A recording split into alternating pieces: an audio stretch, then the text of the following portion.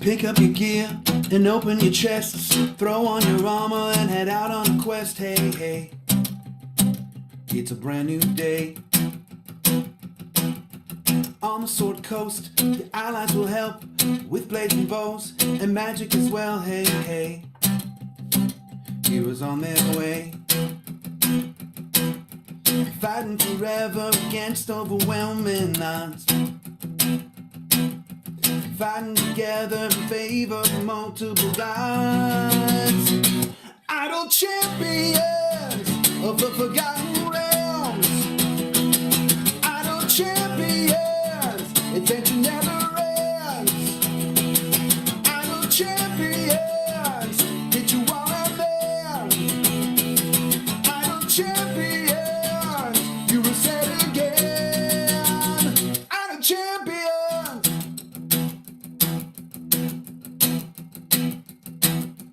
From Waterdeep to Icewind, head out the shelf, all Shadowfell, hey, hey. Together we stay.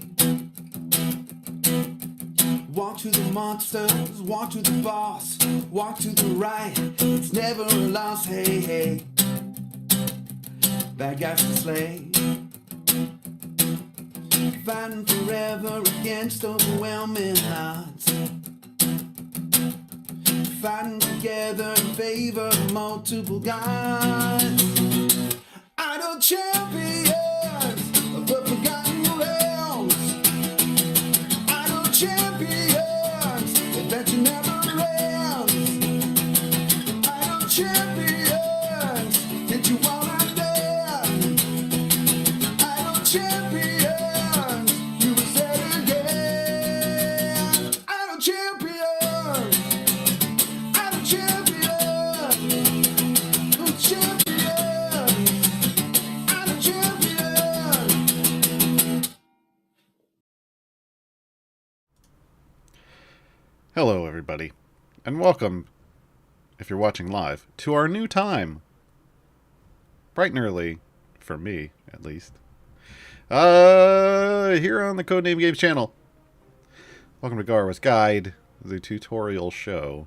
I am the Gaarawarr that needs like another hour of sleep.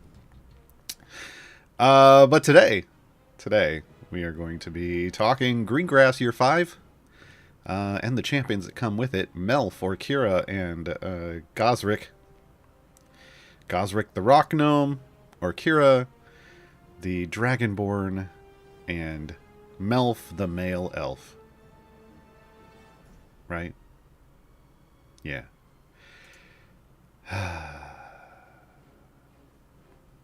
Welcome, everybody.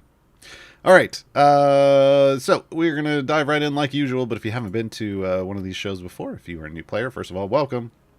On this specific show, I talk for like an hour, like straight. It's just me talking. And in the second hour, I do Q&A. However, that doesn't mean you have to hold your questions. You can throw them in chat. This morning we have Jordan. Jordan's on the CNA Games account, and Jordan is going to be pulling questions from chat. So just post them in there if you can. Put the question in the colon before it, and then that way it stands out easily.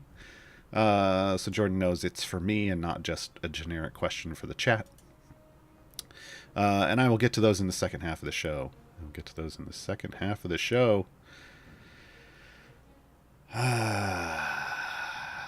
Are we going to dive? Are we doing this? We're going to dive right in and do this. So, boy. I keep thinking like I've forgotten something because it's real early.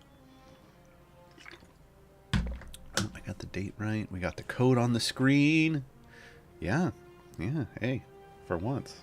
All right, folks. If you are new to the game, right now there's an event going on. The events happen basically every 3 weeks. One starts, like a new one starts, and then they last for 12 days.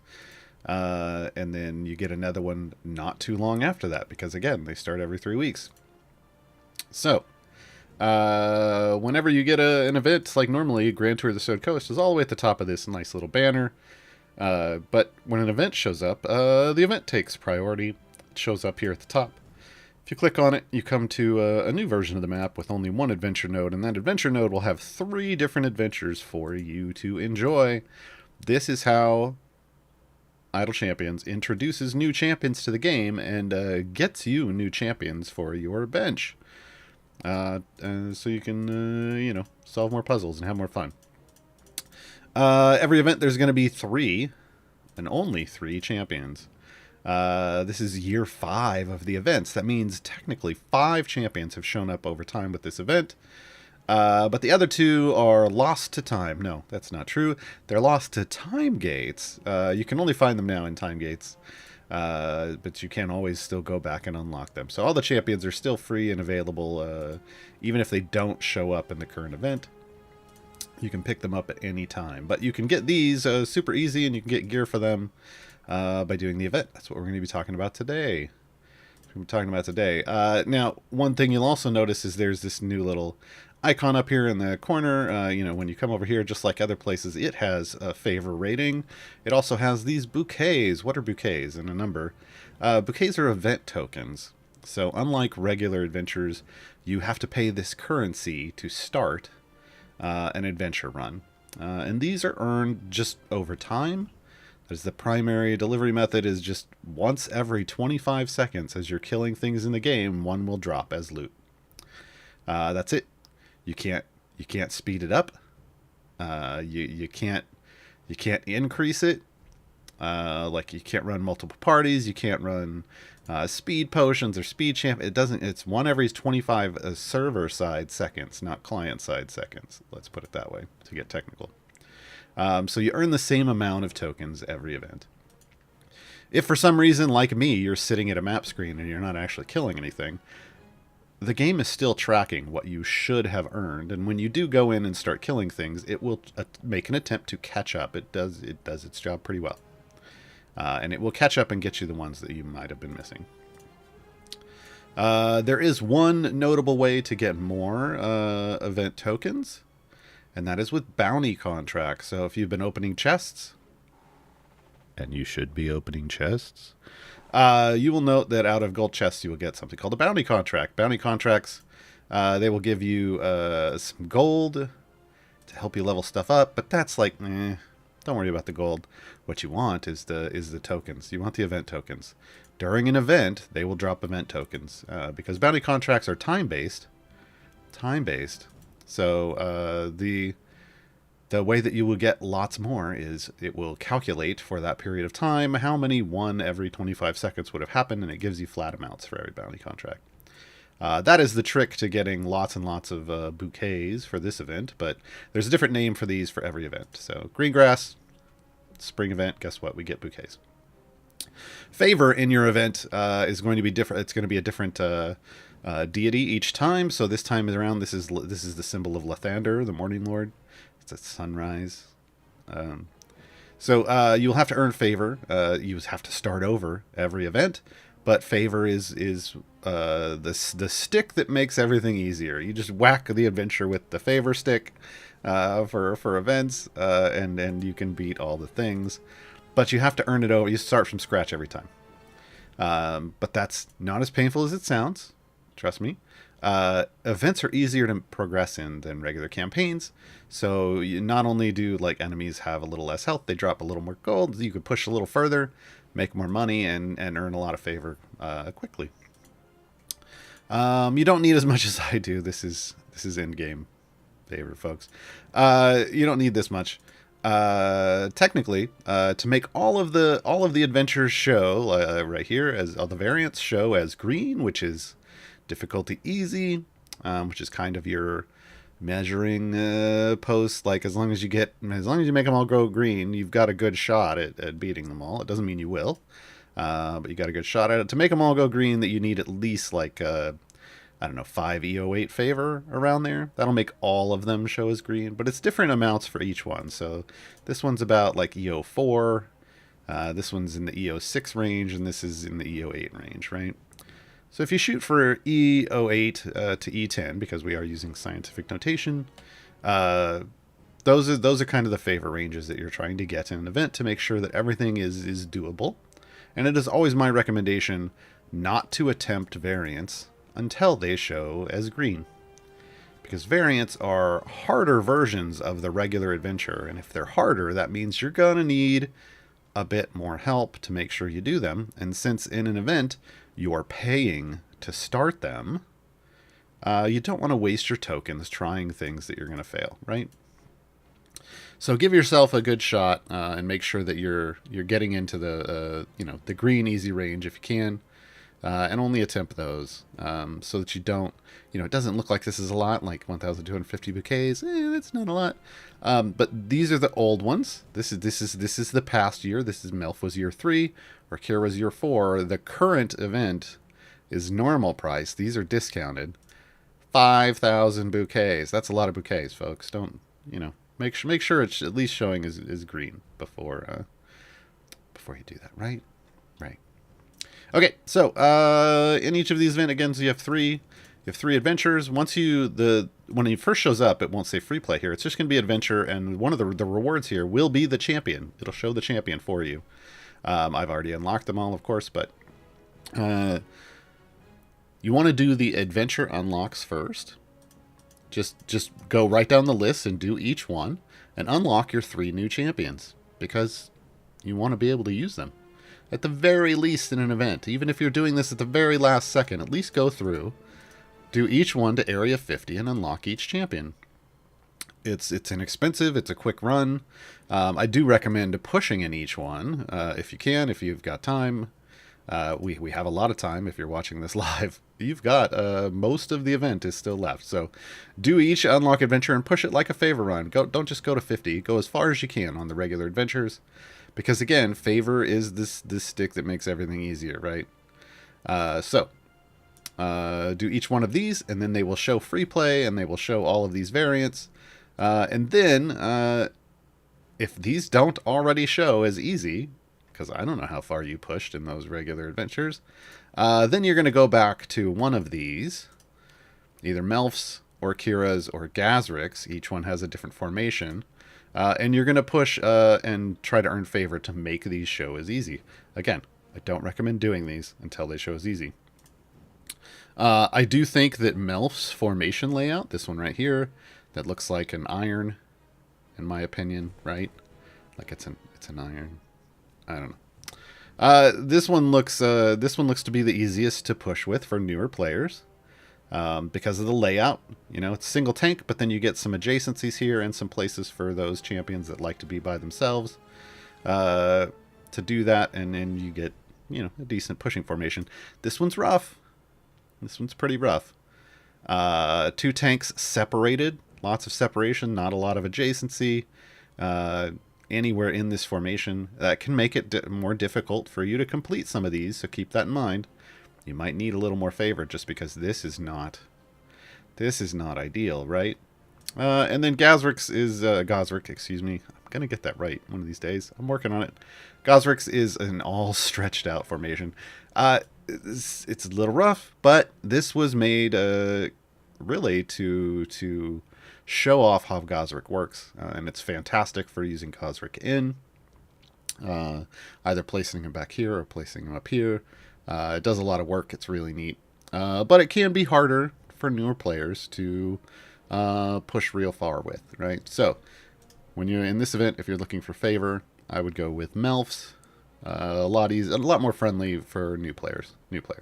Veteran players can use anyone they want. I used this one yesterday on stream. I got to about 1,000, but I got to like 1,200 with this. Veterans aren't going to have any problems pushing with any of these formations, but this was super nice for me, at least. Actually, I got a little past. I got to like 12, 13 last night after the stream ended.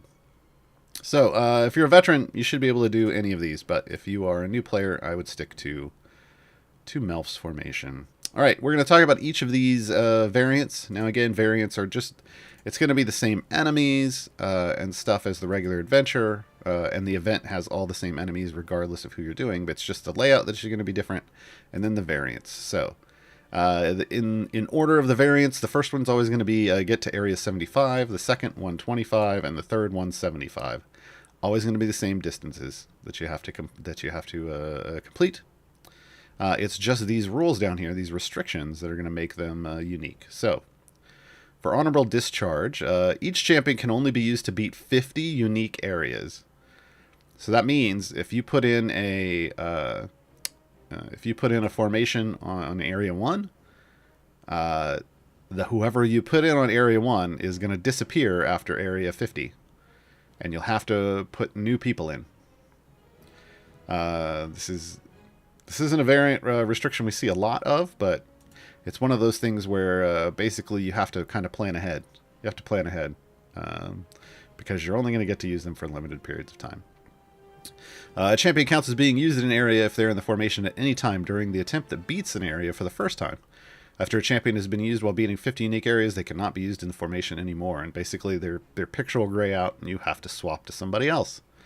So a good thing to do this, obviously, if you have a decent amount of favor, is not to put a bunch of champions in at first, just to level up your click damage and put some, a familiar on the field, and click through as many levels as you can before your click damage falls off. The rule of thumb there is upgrade your click damage as long as your click damage level that's in the bottom left is equal to or higher than the area you're on, you'll still be able to click through it. If the area becomes higher than your click damage, you're going to need to stop putting points into click damage because it's going to stop working and you're just wasting your gold at that point. And you need to put champions in. But that can save you a few areas. If you've got a decent amount of favor, you might be able to click through the first 25 areas. Then you can put a formation in, and you'll be able to clear area 75 with your main formation, right? So a little tip there. The problem solvers, only champions with intelligence of 13 or higher can be used. So this is a fairly straightforward restriction. But if you're newer, it is going to pull out some of your champions. They may not be smart enough to be able to do this adventure. In this situation, you need to make sure that if you're going to have gaps in your formation because you can't field enough champions because you don't have enough to fill like all 10 slots with somebody who qualifies for 13, that you have at least EO 1 more favor per empty slot. You might need more. The neat thing about these is you can test these in a free play. If you go to a free play and just self-restrict yourself to only putting champions in that are int 13 or higher, you can see if you can get to 125 or not. If you do, great. Put in a full formation, push for more favor, and don't waste those tokens, and then go do this next. If you can't, put in a full formation, push for more favor, and then test it out again on a new run until you can actually do it. Right? So there's easy ways to test by using free plays, because there aren't any other restrictions there that would make it hard for you. Wheat from the chaff for Melf. This one's harder, folks. Some of the older variants, and occasionally sometimes a new one they'll put in that's just real tough, folks. Real tough. This one can be real tough for some people. Melf starts out in the formation with Melf's Righteous Determination unlocked. So this is one of his abilities. Where he determines who is evil and who isn't.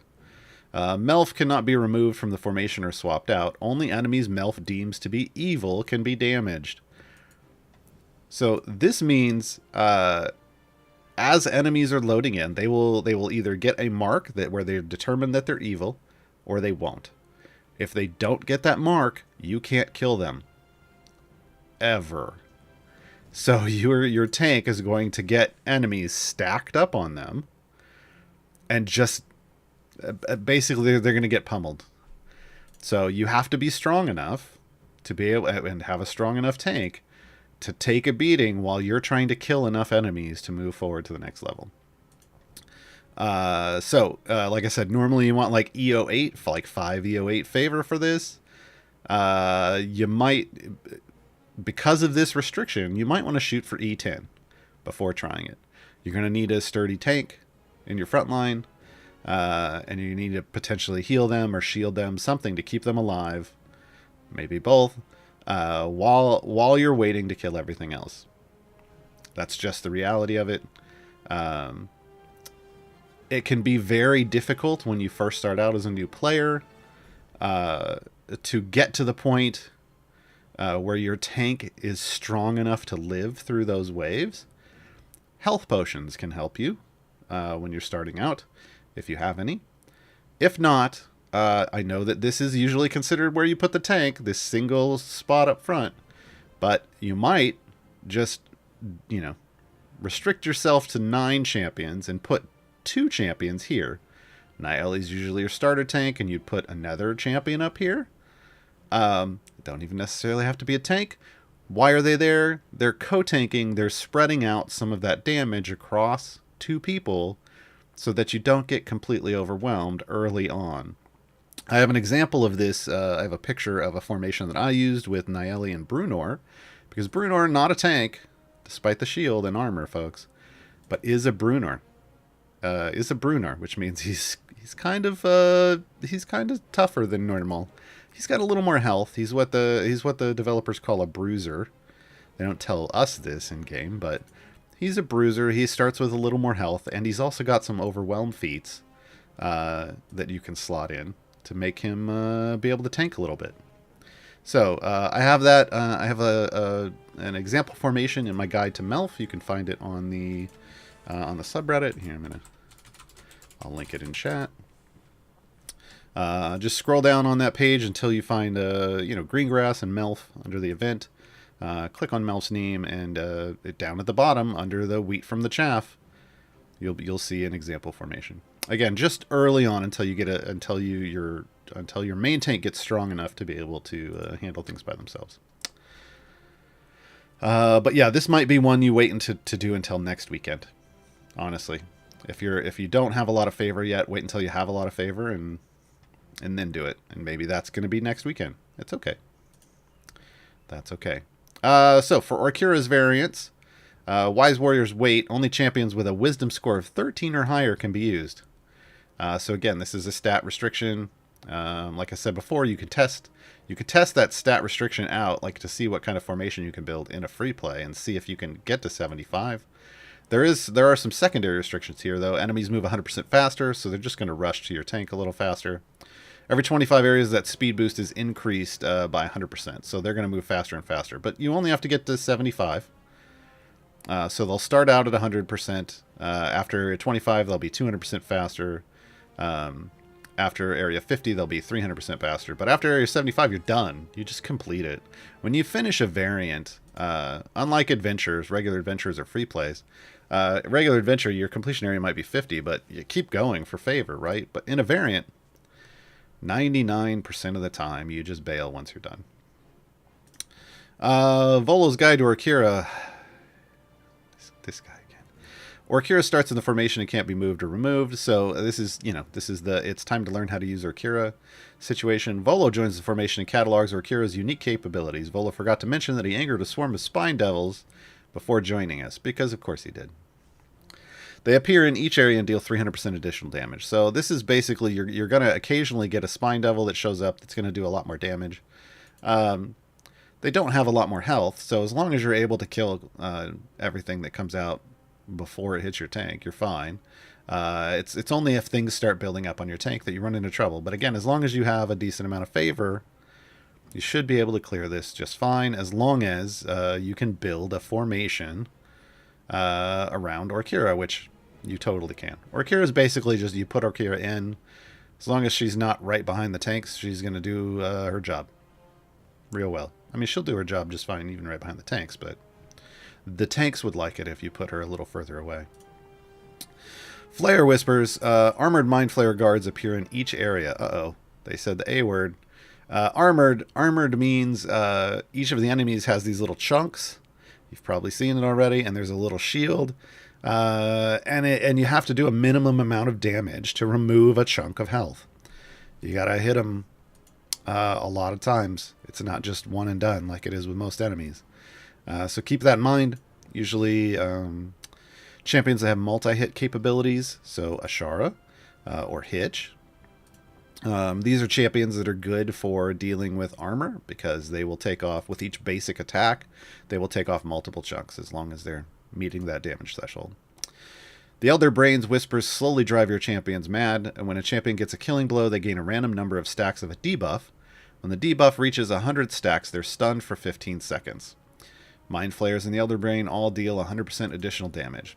So, this specifically is a stun every so often when a champion gets a killing blow. This is going to attempt to stun your DPS. Early on, it stuns everybody because everybody's killing things. But as you get closer to your wall, it's only going to be stunning your DPS. This is one of those rare situations where, along with your main DPS, who, probably Ashara, you're going to want to back up, probably Hitch, so that when the main one gets stunned, the second one can then still kind of try to pick up the slack and clear things off. So keep that in mind. That is one strategy for dealing with this one. Mind Flayers and the Elder Brain all deal 100% additional damage. Because of course they do. So again, this one, Wheat from the Chaff, probably needs E10 favor. So if you target that to try to finish this, you're going to have more than enough favor you need for Flare Whispers. And finally, Gazrick being the new champion, their variants.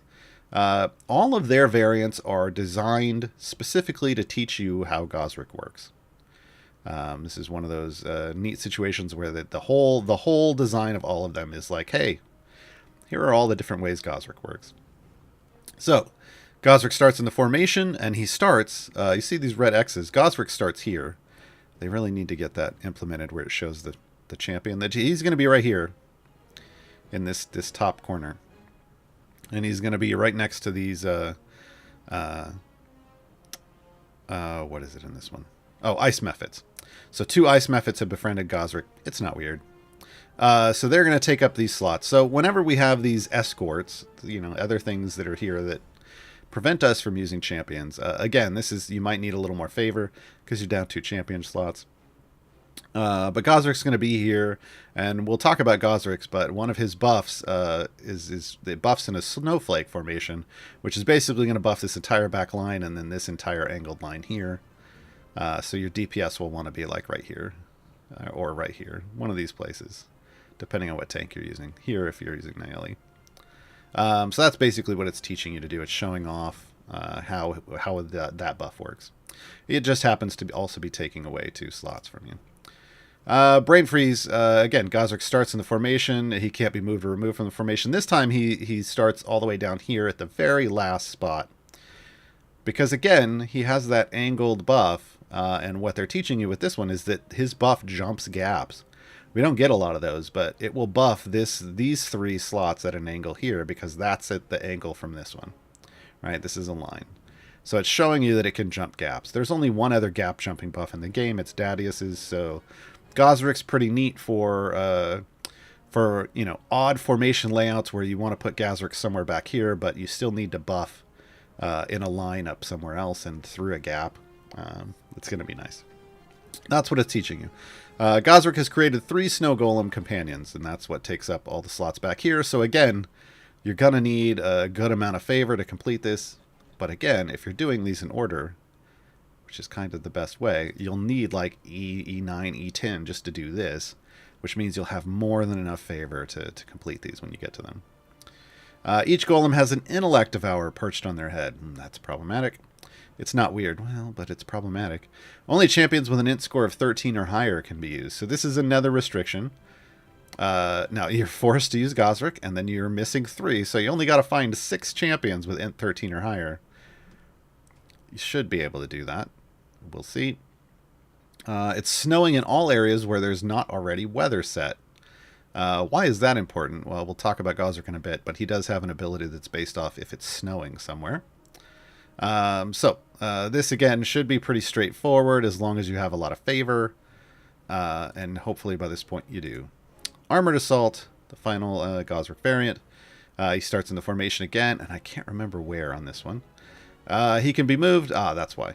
He can be moved around, but he can't be removed. His armor ablation ability starts unlocked, so this is one of his features that we'll talk about. All boss enemies have at least 25 armored health. So again, you got to have that minimum damage to get through all the armor. But Gazrick's armor ablation ability helps with that. This is what they're trying to teach you. Armored enemies require 100% more damage to deal one armored hit, but his armor ablation ability is 100% more effective. So yeah, they're kind of trying to give you the tools to get through this challenge with Gazrick. All right, that's all of them, folks. We're going to hop into a Gazrick free play, and let me make sure I turn off all of the things. Yeah. And we will talk about each of these champions at length. Hey, it's like Orkira knew. It's like Orkira knew we were going to talk about Orkira today. Hold on, let me get the Phoenix out here since we've got Orkira. We'll talk about each of these as they appear. And Melf is going to be all the way down here in slot 12. All right. So here, we'll do it like this. Everybody's keeping their distance. So Melf, Orkira, and Gazrick. This is what they look like, folks. Actually, I should put Orkira's probably looking a little party style for some of you. There's the normal version of Orkira, and here is the normal version of Melf. All right. So we'll start with Melf. He is our year 3 champion. So this is the last year he will be in an event. Melf is a fighter wizard who fills the support and the speed roles. Basic attack, Zagig's Needle. Melf leaps out and attacks the nearest enemy with his magic spear. If he has any minute meteors active, he fires one at a random enemy as well. What are minute meteors? Well, they're Melf's minute meteors. If you play D&D, you'll recognize Melf. There's spells named after him. That means he's kind of a big deal. Melf summons, the ultimate is Melf summons 6 minute meteors that float around him. They're fired when he attacks normally and deal AoE Bud-based damage. So, pretty good chunks of damage. Here we go. I will fire it off. There they go, circling around his head. And you'll see that circle reduces by 1 every time he attacks, because that gets triggered into bonus damage when he attacks. First ability up, Melf's adaptive support spell. Again, Melf has lots of things named after him, so this is how this works. Increases the damage of champions adjacent to Melf by 1%. Effect is increased by 50% if another elf is in the formation. So if you have more elves, it buffs this up a little bit. Not something you necessarily build your formation around, but it's nice if it happens. Effect range is increased by 2 if Melf is not in the frontmost or rearmost columns.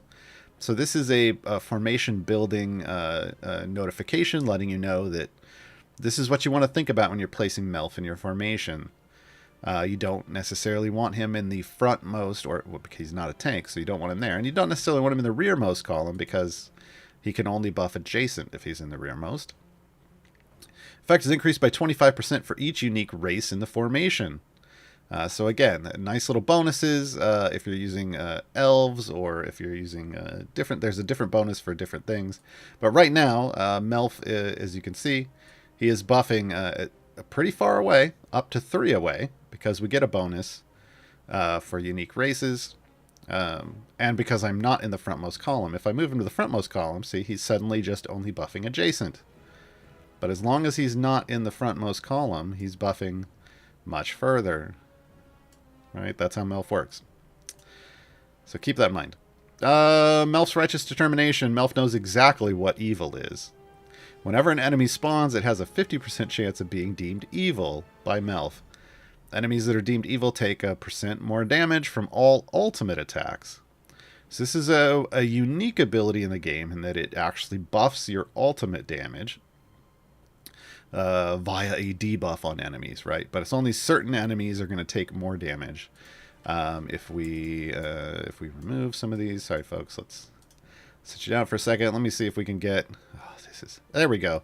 So these red circles with the white skulls, those are the ones he has deemed are evil, right? These ones with the arrows, we're going to get to what that is, but note that there is also an arrow indicator. But it's the red skulls. These are the Righteous Determination enemies. There we go. Let's get his friends back in because he's going to get overwhelmed. He's going to get overwhelmed. Okay. Melf's Speedy Supplement. So this is the speed effect up here under rolls. Melf provides a random speed up buff. The buff provided changes after every 50th area. So that's 50 areas that you complete with Melf in your formation. And draws from these three possibilities. A % chance to spawn additional enemies. That's that arrow. So when it was that purple, the purple circle with the arrow pointing up, that was an additional enemy that Melf spawned.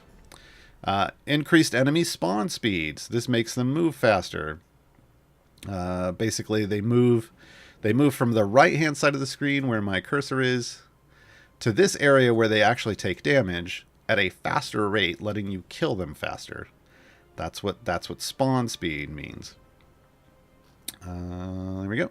And then a % chance of increased quest drops. So that means that you will basically get more things dropping and more credit for what you're picking up, basically, so that you can complete things faster when it's asking you to pick something up, as opposed to kill something, right? The kill something is he's just spawning more enemies for you. And the quest thing is, he drops more of them. So that is his speed stuff. They are on a rotation. Keep that in mind. All right. Specializations, you can kind of point him in different directions. You can buff his adaptive support spell by 100%. So that is just general support buffage. You can buff his speed effects by 100%. So if you're just using him to go fast, there you go. Or you could get super righteous and buff that debuff effect for ultimates, if that's what you want. So you choose whichever one you want. If you're using him as a support, generally you're currently in the game, you'd be using bonus adaptation. If you're using him as speed, you use extra supplements. We'll throw him in the speed spec, because why not? And we'll level him up as much as we can. Throw a familiar on it. Hey, it's a pixie riding a corgi.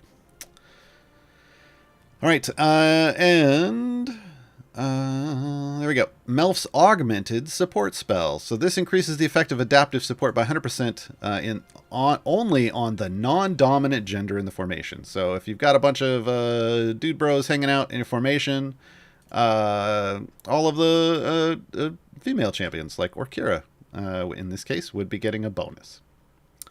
It also gets a buff 100% for each slot away from a champion that Melf is. So Orkira is getting another bonus because she is real far away from Melf. See how we can stretch that out. Real far away from Melf, that's giving it another bonus. So placement does matter with Melf to a certain degree. You're going to get some small bonuses. So if you're really trying to maximize your damage, making sure Melf is in the correct place is a good idea. And the game will note which champions are currently the non-dominant gender. You can also track that stuff over here. So we can see that Melf's adaptive support spell currently has a range of 3. We can see which speed supplement effect is on. So this is extra enemies spawning at a high rate, because we chose the speed bonus for the spec. And then down here again, female champions are currently non-dominant. So Melf, again, not a tank. He's a squishy. He's support speed. So you want to keep him out of the front lines. Item-wise, we get a pair of damage all champions items in slot 1 and 2. Then we go for the buffs. So we get the adaptive support spell gets a buff. The speed effect gets a buff. And the ultimate debuff gets a buff. And then you get ultimate attack damage. So there isn't an ultimate attack cooldown, because frankly, this is pretty short already. It's 60 seconds, so it's up quite a bit. So you just buff. They just buff the damage. They just buff the damage. Under feats, you get damage all champions. Again, you can get into adaptive support spell. There's actually 3 of those. They're kind of pointing you in that direction. But you can also get into speed if you want to buff the speed effect. And then there's a couple for the ultimate debuff. So whatever way you are really trying to use Melf, there's a feat for that.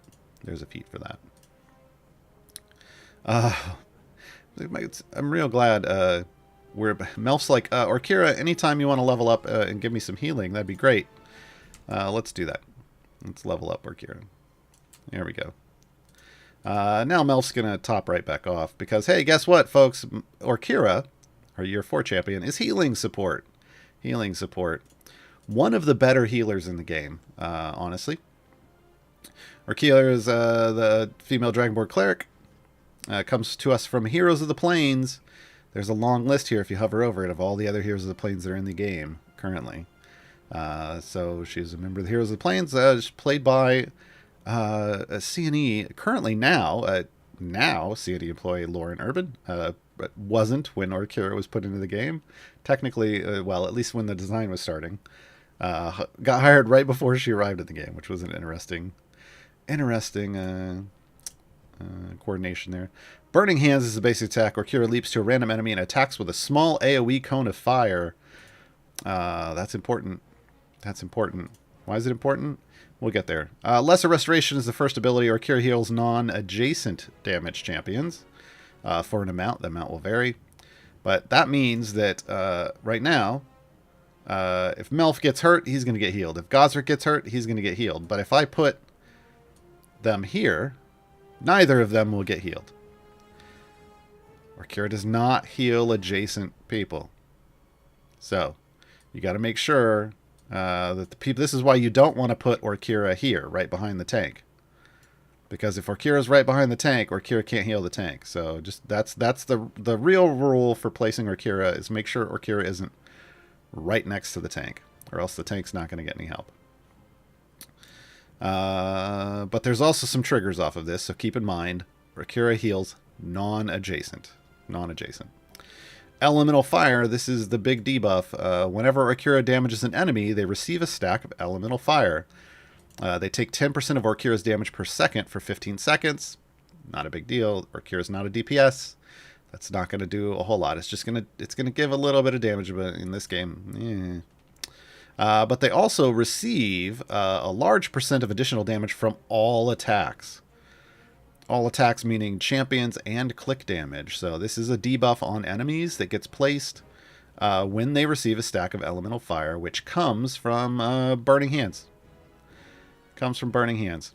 This ability stacks up to 10 times, and attempts to add another stack will reset the cooldown of all stacks. So, her melee attack, or her basic attack, which is a cone of AoE fire, will apply Burning Hands on enemies. And that Burning Hands debuff means those enemies take more damage from all attacks. Healing Flame. This increases the effect of Elemental Fire, the debuff, by 100% for each order of magnitude worth of effective healing done with Lesser Restoration. What does that mean? That means the more you heal with Orkira, the more she debuffs your enemies. This is important because there is a thing in the game, a manipulative form of gameplay that we'll talk about that's called Orkira stacking, where you raise the effective healing up as much as possible, and thus get a huge debuff. This gets tracked over here. Healing Flame, effective healing done total, current stacks 2, because we're looking at orders of magnitude. What is an order of magnitude? Well, this is why we use scientific notation. Please use, it's an option in the menu, or you can hit Y on your keyboard. We use scientific notation because the numbers after the E are the orders of magnitude. The numbers after the E are basically with 383. It's how many. It's if we move the decimal to right behind the first number, how many places did we move the decimal? We moved it 2 places. So this is 4.43 EO2 in scientific notation, which means 2 stacks, right? Silly with small numbers. That's why with small numbers it's usually not used. But that is what orders of magnitude are. So this means with E57, that means I'm moving the decimal place 57 places to the right to get that number. It's a very large number. That's why we use scientific notation, because trying to figure out what that is there's no point. There's no point. I just need to know if the number after the E is going up or down. That tells me if it's getting bigger or getting smaller. It makes it so you don't have to memorize numbers to play the game. All right, so Healing Flame we're going to talk about. It's going to get interesting. Specializations, Breath of the Phoenix or Tail Feather of the Phoenix. Breath of the Phoenix increases the size of Orkira's Burning Hands AoE cone, and it has Elemental Fire apply 2 stacks instead of 1. Sounds like something you'd like, right? More debuff stacks, better. And yeah, it is. But only if you know you're going a short distance, like if you're doing a variant with a low completion things, like during this event, you're going to stack up her debuff faster. That's fantastic.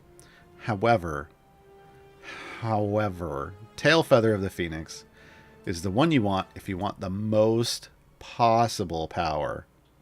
This increases the effect of Lesser Restoration by 100%, so it doubles her heals. Lesser Restoration will now heal undamaged champions. So remember how we had a really low effective healing number because Melf hadn't taken a lot of damage? It's because Melf's not getting healed right now, but if we turn this on, Melf and everybody non-adjacent starts getting healed all the time.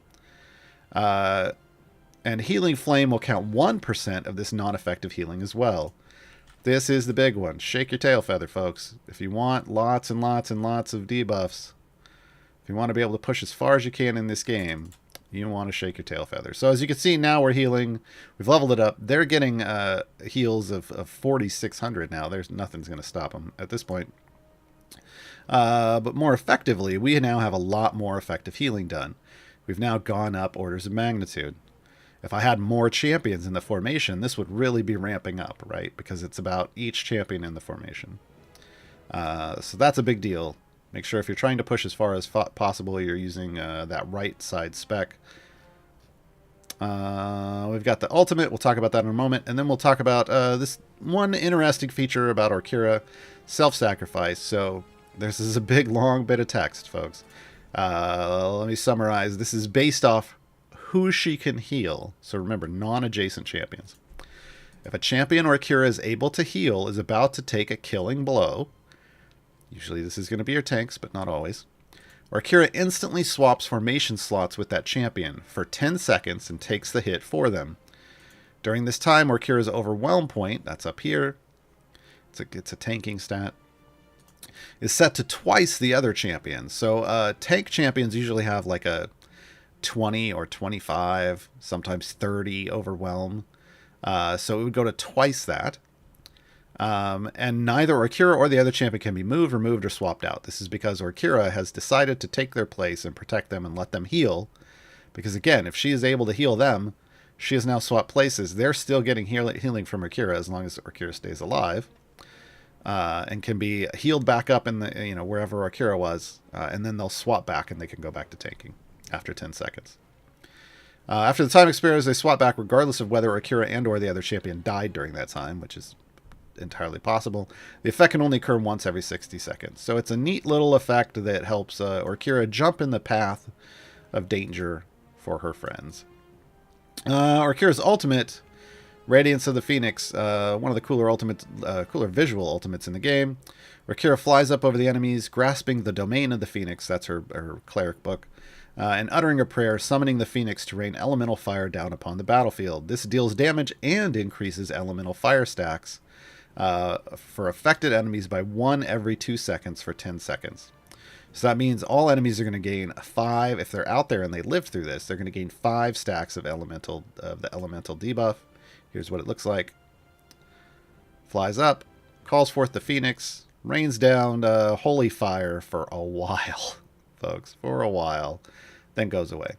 This is a great way to stack up the debuff, especially on bosses where large stacks of enemies you're having trouble killing. Fantastic.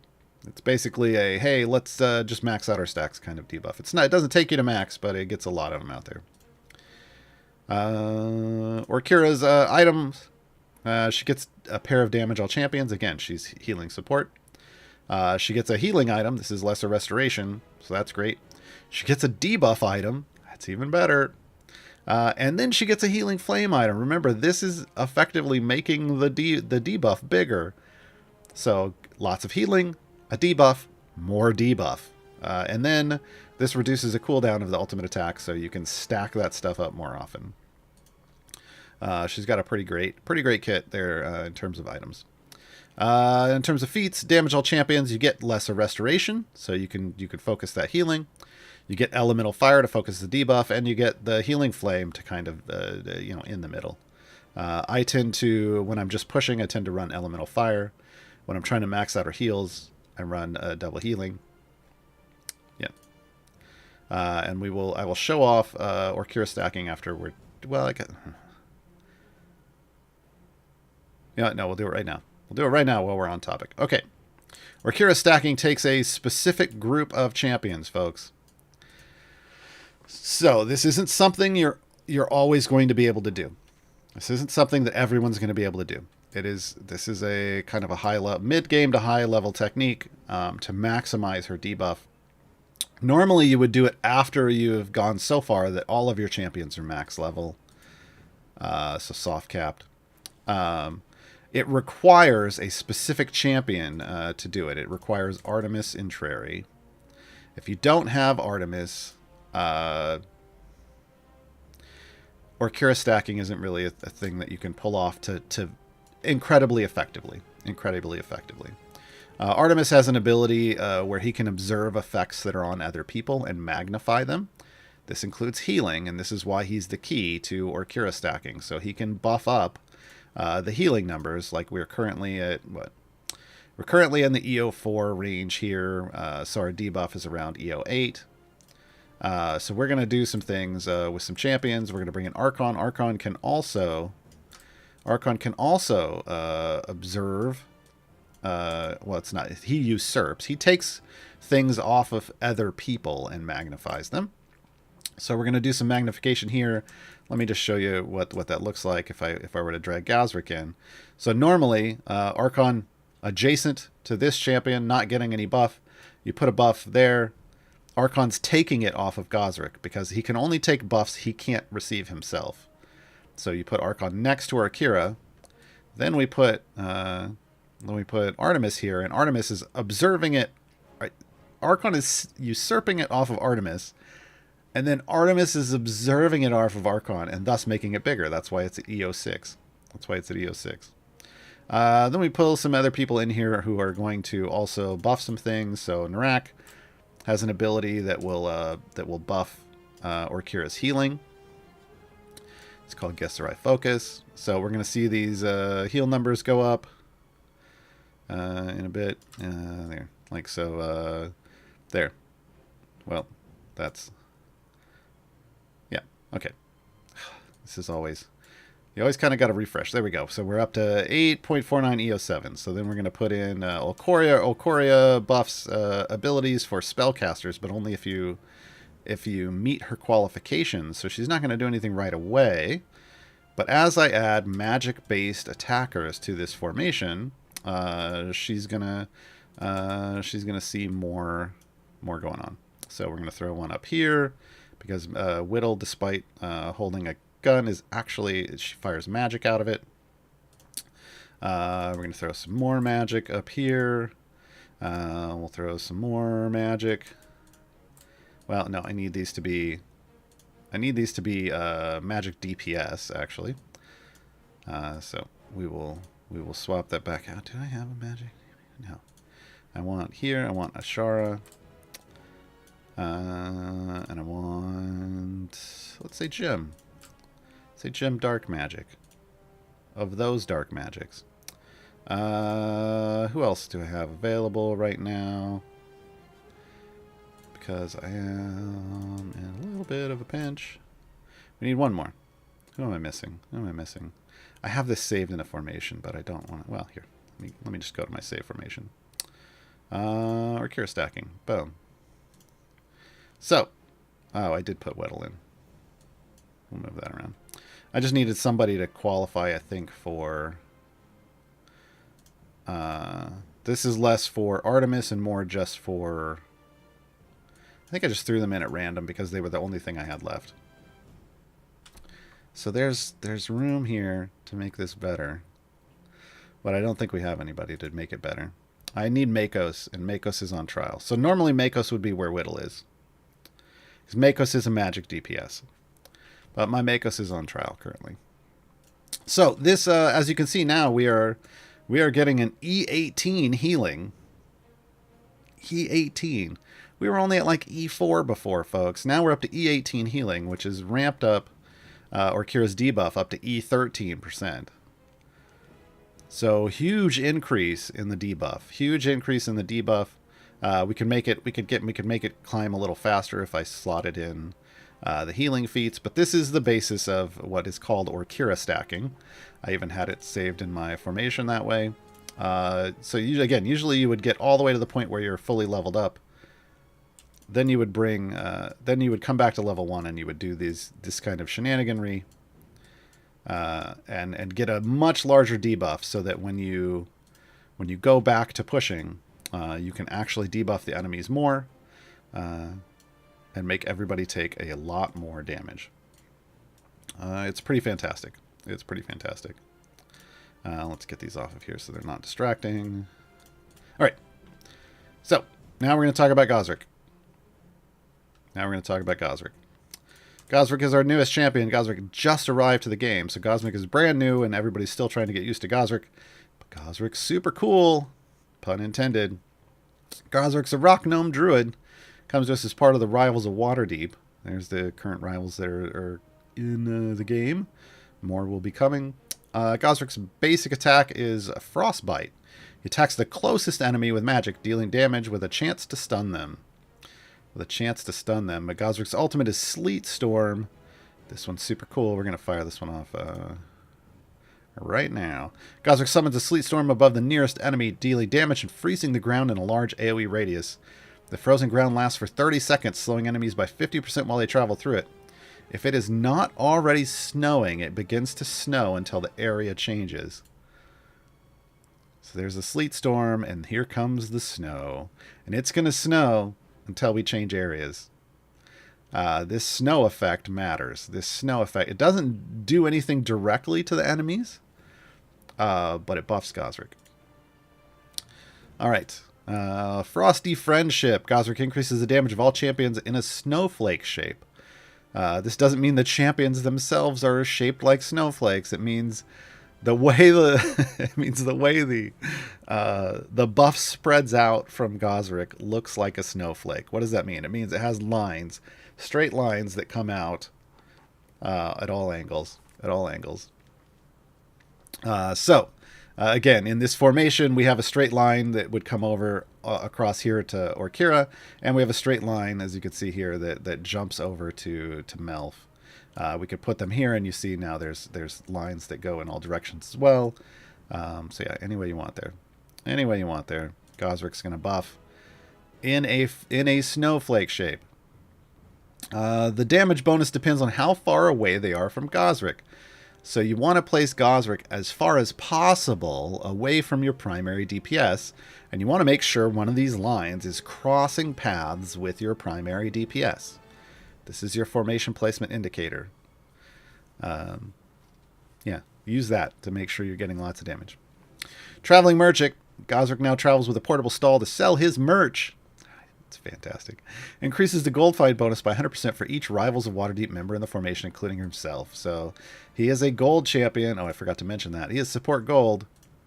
So when this little cart shows up with his little figurines and stuff, he is now buffing your gold find for your party. So he's a gold find champion. Armor Ablation. Gazrick's cold attacks lower an enemy's armor threshold by 15% for 30 seconds. What does that mean? So we talked about armor earlier. They are these little segments of health, and we'll show it on the boss when we get to the next level. They are segmented health, chunks of health, and there's a little shield over it. And each chunk takes a specific amount of damage to remove. That damage number is based off the total health of the enemy divided by the number of segments, which is usually 50 on most armored enemies, armored bosses. And that's how you determine how much damage. So if it was 1,000 health on the boss, and there's 50 segments, each segment, to break a segment, you need to do 20 damage, right? Except this is a game with large numbers, so you're usually dealing with enormously large numbers. But armor ablation would lower the threshold by 15%. So in our example, it would lower the 20 required by 15%, which should be 3, and then you would only have to do 17 damage, right?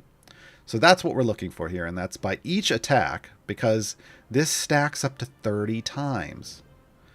Each stack does track its own duration, so you have to do some manipulation to try to get 30 full stacks. We did it yesterday on stream. But I think with normal timing and duration, I think we were getting about 15 stacks. 10 to 15 stacks were staying on at any given time on a boss as we tried to beat it. But obviously that ramped up slowly, and I will show you the indicator on the next screen. So yes, so Armor Ablation stacks. It removes, it lowers things by about 15%. That does mean you can reduce damage thresholds by quite a bit. To really lower that number and make it a lot easier to chew through armor segments on a boss. This is a new effect to the game. We've never had anything like this, so it's pretty neat. Control weather. Gazrick causes enemies to take an additional % of damage in areas where it's snowing, so this is why the snowing effect matters. Gazrick's ultimate is basically, it's a time to do more damage to everything ultimate. So you get in those hard boss fights, fire the ultimate off, and it's going to be snowing the whole time. So all the enemies on the screen will be debuffed and thus take more damage. And this should, because it says it causes enemies to take additional damage and it doesn't say from champions, this should work with clicks as well. Okay, so specializations. We can either go all in on gold, so 200% gold. We can go 100% more armor ablation.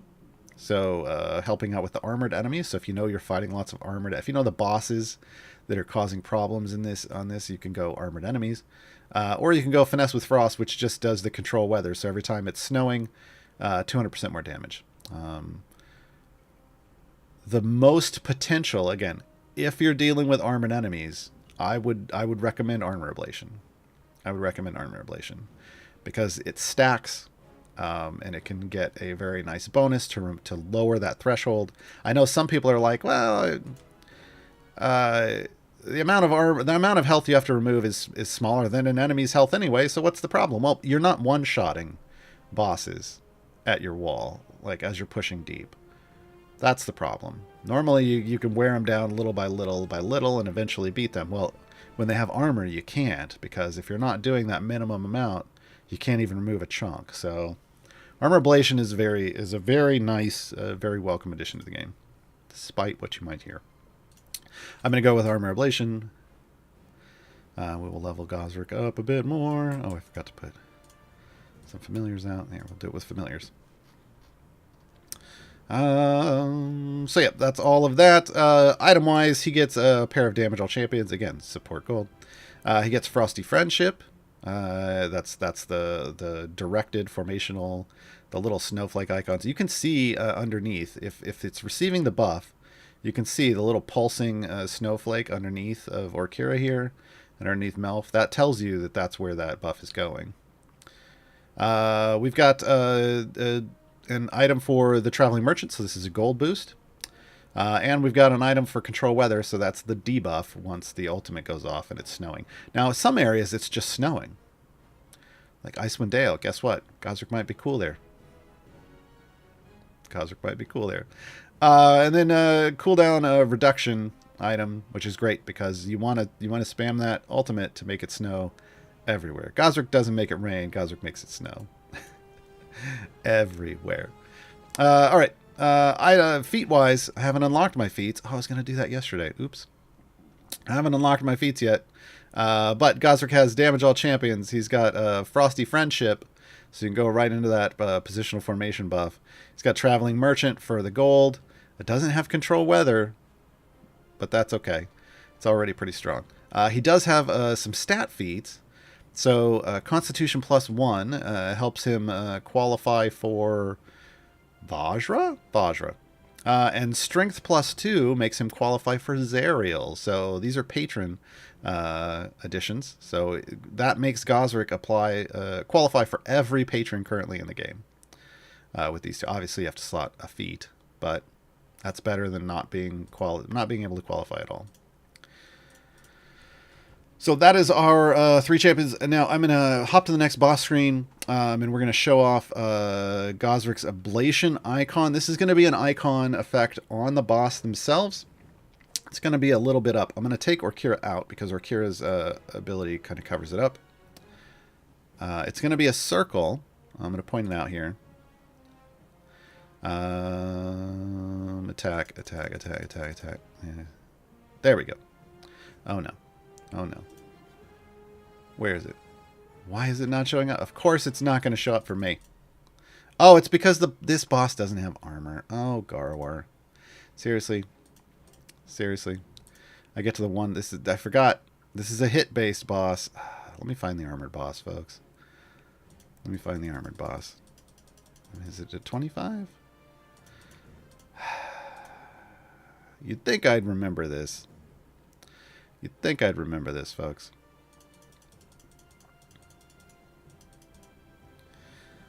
Oh, no. Alright, somebody in chat tell me where the armored boss is. I will show it off. There are armored bosses in Gazrick's one.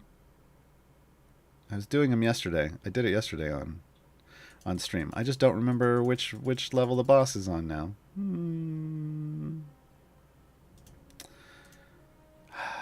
Let's try 45. This is what happens when I have to get up early, folks. Nope, that's not it either. Oh boy, maybe you killed them all. No, no. Whenever you go back, it's... If they had armor, they have armor again. That's how this works. Oh, it was in Trials that I did it yesterday. Okay. Okay. Well, here, folks. Yeah, I can't show it off. All right. I can't show it off. I'll take us during the break. I will take us to another. I will take us to another adventure that has armor. It's going to be a circle, an interesting circle icon around on the boss, a little higher up on the boss, not lower down. Right about here, where Orkira's fire is, where it would show up. And it's going to have a dark ring on the outside, and that ring will slowly fill up with a frosty blue color. And that ring filling up and coming back down is basically tracking the stacks. I will set it up. I will set it up during the break so we can see it when you come back. But we're going to go to break. We're going to take a little music interlude while I rest my voice, and we dive into Q&A. I already see a lot of questions pulled by Jordan from the chat. So if you have questions, start throwing them in. What are we listening to? Oh, we're going to listen to Orkira's song. So we don't have a song for Gazrick. We do have one for Melf. Oh, did I cue Melf's up? I might not have. But we have Orkira's coming up right now. I can talk, folks. I swear. Be right back.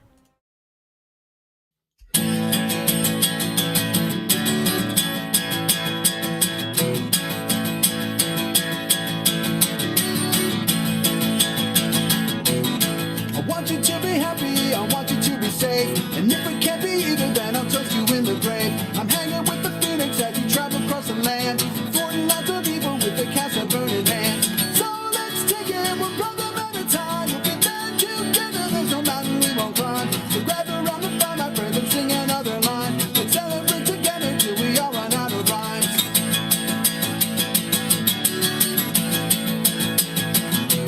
Hey!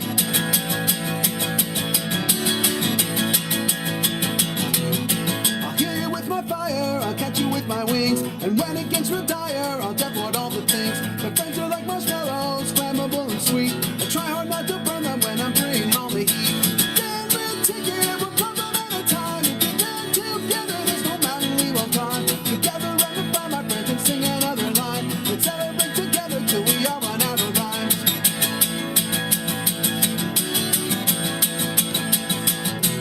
Hey!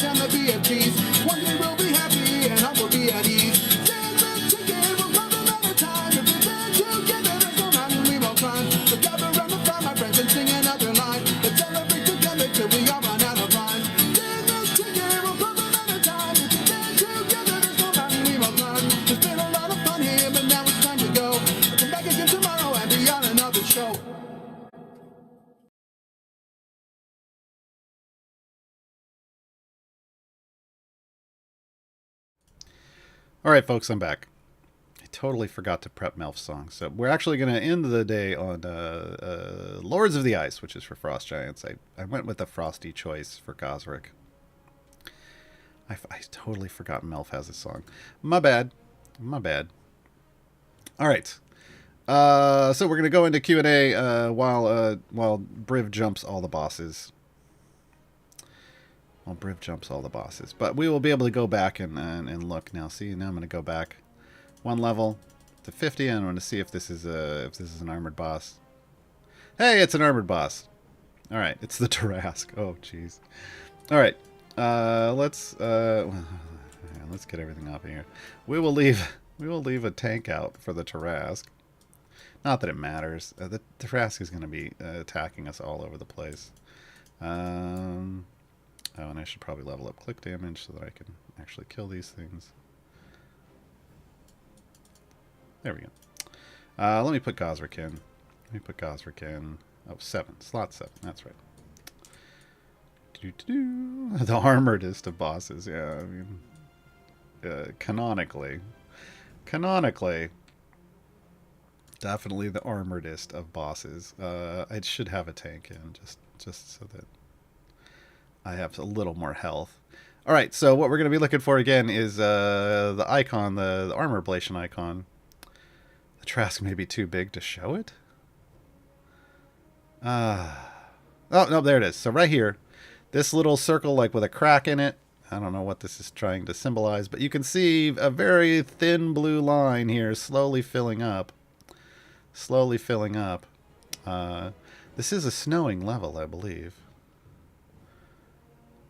Maybe. I don't know, but we could make it snow. But yeah, it's going to slowly fill up here. And eventually it will just kind of move back and forth. It won't really max out. Because to make it max, you need to actually either speed up his attacks or increase the duration of the ability, right? So that it sticks around longer. So we could whittle. We could whittle it just a little bit, but we would have to bring in, some people who attack faster, because right now whittle isn't necessarily speeding up the attack speed a whole lot. But if we brought in like somebody who maybe attacks a tiny bit faster. Well, that's 4.5, but we want to get some attack speed reduction. So we bring in some Humon. Where's the attack speed reduction? Yeah, reduce the attack speed of adjacent champions. Okay, so we will reduce here. That should speed us up to... No, it's still at 4.5. Okay, I see what you're doing. Oh, but we could bring in Artemis. He will observe the attack speed reduction. And then we'll go a lot quicker, right? Yeah, 1.18. Now I'm going real fast. So this would, if we back up and we do the Trask again. Now we go real fast. But unfortunately we kill things real fast too. But this would fill up a lot faster, right? Now there is a way to do this. There is some other shenaniganry that won't kill the enemy as quickly and will let us see it actually fill all the way up. And that is to go with Narak. So remember, folks, Narak has an ability that buffs other people's abilities as long as they qualify, and Gazrick qualifies. Gazrick has a lot of wisdom, and it's a wisdom-based ability. So now suddenly Gazrick's armor ablation lasts for 200 seconds. Which means we can stack it up and it's going to stick around because the stacks aren't going to fall off anytime soon. All right, while this stacks up and we see this fill up, hopefully. Here, we'll remove Briv. It's not going to fill up. I'm going to kill it too quick. It is what it is. But yeah, that's a way you can make this last a whole long time. So let's go to questions from the chat. I'm going to do questions that are about our special guests today. Foolish Genius 89 is Gazrick and Narak plus spec for 70-ish armor ablation worth it? I mean, it's pretty wild, right? It also boosts his other abilities. So it feels like it could be a thing. It feels like it could be a thing. I mean, we're just going to have to eventually get to a place. I mean, I'm not there right now, but eventually you're just going to have to get to a place where you have a real tough armored boss and try it out. Right? Because it's a pretty big multiplier. It's a pretty big multiplier to take this up a whole lot. Yeah. Let's see. Oh, also, this is how you... I saw people asking about Gazrick's achievement. It is specifically have Gazrick reduce an enemy's armor with 15 concurrent stacks of armor ablation. Well, Narak can do it for you, but if you don't have Narak, that attack speed can do it for you. If you don't have that, you just need to find an armored enemy somewhere that you're not killing super quickly, that you'll have time to attack 15 times. And yeah, I mean, I feel like you need some attack speed bonus. You're going to need some of that boost from like that Whittle combination, or you get a champion that lowers attack speed, or you go to a place that has lowered attack speed. Like Sword Coast lowers everybody's attack speed if you have the blessings for it. It's just one of those. You're either going to have to attack faster, or you're going to have to increase the duration. And Narak is who increases the duration. So keep those in mind. That's how you get Gazrick's achievement. Joan of Arc, is Melf's achievement just luck based? Yes. Like, use them eventually and you'll get it. Yes. Let me open this back up.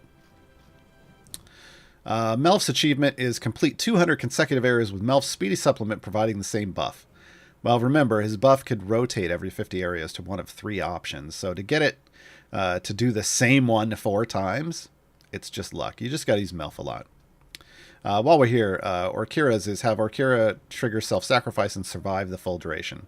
So again, just use Orkira, and you'll get that eventually. And honestly, once you get Orkira, you should be using Orkira to push with. She's just fantastic.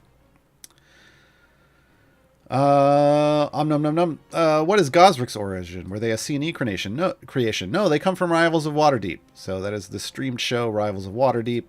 It's pretty great. Lots of great people on it. Go watch it, and you'll see Gazrick. Where else? Any other stuff about our topic today? Does Orkira's damage over time break segments of health? Only if that, like on a hit-based one, it shouldn't. You know, dots are weird. Let me just say dots are weird. Damage over time effects are weird. They should, like, chew through a hit-based enemy, so where you just need 1 hit point to go through. They should. I've never tested it, because usually I'm chewing through those pretty quickly anyway. But for armor, I mean, it would have to do enough damage to break through that. And Orkira isn't your DPS, so it should never really have that amount of damage unless you're at lower levels. And at lower levels, your basic attacks are going to chew through it as well. Because remember, it's a small percentage of her attacks, so that dot would only ever work either on just a generic hit based one, or like a 1 HP per segment, or in a place where your basic attacks would be removing it anyway. This is like a double. Is this person just all the time? All the time. Folks, you only have to ask a question once in chat. All our mods are great for grabbing them. Tips for Gazrick's achievement. I think I just did that. I mean, either increase your attack speed with some kind of shenaniganry, or use Narak to increase the duration. Foolish Genius, is Gazrick snowing the same as affected by rime per the blessing? Feel we need an indicator where they put out like with Outsider Hellish. I think it would be nice if they have an indicator too. Give that feedback to the developers. I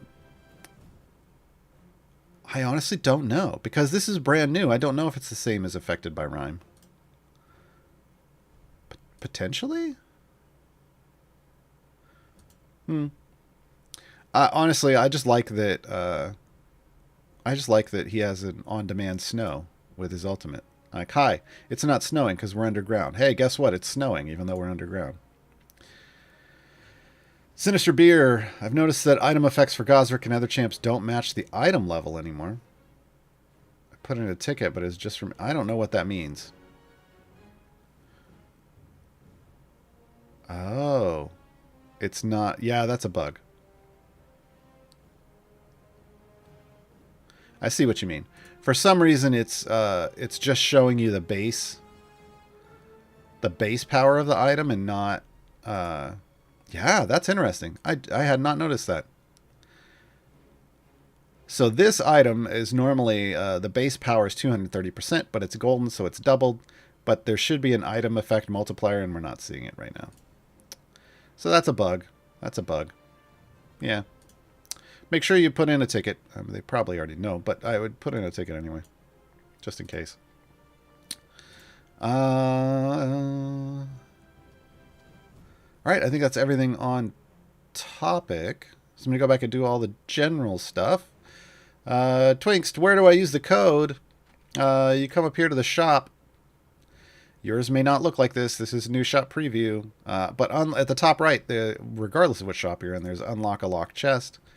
You come over here to the Cryptex. You paste in. Yay! I had copied it already. Excellent. Frosty Greengrass. And you get your chest. You get your free chest. So there you go. You're welcome.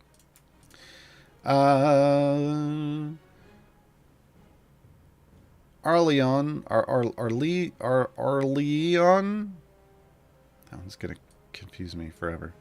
When you do get patrons, do you earn patron currency and area currency, or just patron currency? I don't know what you mean by area currency. That is not a term I have ever heard referred to in this game. So if you can tell me what you mean by area currency. Are you I don't know. I don't know what you're asking me. I need to know what you deem as area currency, because these are not. That is not a term that is generally used in the game. Some people are thinking that it's favor, but I don't know. I mean, I can make assumptions. I don't like to make assumptions. I would rather that person clarify what they were stating so I can answer their question correctly. So our Leon, let me know what you mean by area currency, and then I'll be able to answer your question. Love to die at eat. I got a question. Is it more worth to save up for familiars, or is the gold chest better for gems? Generally speaking, you want to open chests. You do want to grab a couple... get that out of my chat. You do want to grab a couple like familiars early on, but when they're inexpensive. But generally speaking, you want chests, because chests have gear in them, and gear equals power. As you're earning more and more gems, like faster... if you can quickly earn enough gems to buy another familiar, then you grab another familiar. But familiars aren't going to give you progress. The chests are. So, yeah, you have to find a happy medium there. And we have a guide for that. Mars made a visual guide. It's in this list that I just linked in the chat. It's the Gems visual aid. I worked with him on that one. Just on the Gems one. The others are all Mars. And it's got some guides for some recommendations for how to think about spending gems. Dues DK, I'm at E26 favor in the Icewind Dale campaign. I can get to around level 630, but at that point my champs no longer have any more upgrades, and they rather quickly stop getting stronger. Yeah, I mean, you're well past the champion soft cap at that point. You stopped it. You stopped being able to upgrade your champions like in the 300s if you have that much favor. Maybe 400.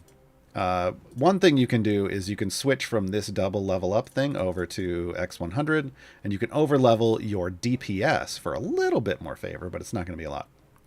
As such, I can't really get more than 70 to 130% extra favor per run. Yeah, that's with all the potions. Yeah, that sounds about right. Since the blessings cost upwards of E45, I'm assuming I'm doing something wrong. No. Is it really just event favor conversion from here? No. You didn't mention Azaka farming dues, and Azaka farming is one way to grab lots of favor at the end of your run. But the other thing that you want to do is just grab more account power, what I refer to as account power. What is account power? Well, it's maxing out blessings in other campaigns. It's maxing out your patron perks. It's leveling up your Modron to 15 and getting it to full epic flow. It's getting more more higher rarity items for your champions. It's adding more item levels to those champions. These things are all general account power that allow you to do stuff that isn't just favor related. Favor is the early new player power push. Like that's the fastest way to get more power when you're starting, is just to earn more gold and have more favor. But once you can reach the soft cap upgrades, so where there's down here, instead of increases the damage of all champions, there's just a circle with a line through it that says no, there's no more upgrades anymore. Once you reach that point, favor doesn't help much. And getting more favor isn't going to help you push deeper. You can try things like click debuff, but against armored stuff like in Icewind Dale, that's not really going to work that well, if at all. So you have to find generalized power coming from other places. If you're in Icewind Dale, you should have access to trials. You should have finished Baldur's Gate. Trials gets you access to legendary gear. That's another way to get a lot of power and push further. So you got to do all of those things combined to be able to make progress. Once you get to the point where you have enough favor to cap out. J-Dog, can you show off the new Modron Core Pipe page? What? I don't know what you're talking about. Oh, they've made adjustments. I did not see this. Oh, that's neat. Hey, now we can swap between. I don't like that the pop-up is getting in the way here, but hey, we can swap between your cores now. That's neat. I wish this would have been in a patch notes I had read. Oh, I don't have any other parties going on, but I guess this would switch between them if I did. Show pipe flow when loading. Oh, we can turn that on or off. Oh, all right. All right. Lock Modron tiles in place. Cool. Enable Modron tile tooltips. Okay, that turns that off, but it doesn't turn that off. And that's what I need to go off. All right. That's neat. Oh, look, there's stuff down here too. Oh, this is much nicer. Why did nobody talk about this? Why did nobody talk about this? You can even hit the fact from in here now. Is there a patch note I missed? Nope. Nope, I don't see Modron anywhere. Oh well. Secret update, folks. Secret update. Sienny, celebrate your wins. This is a win.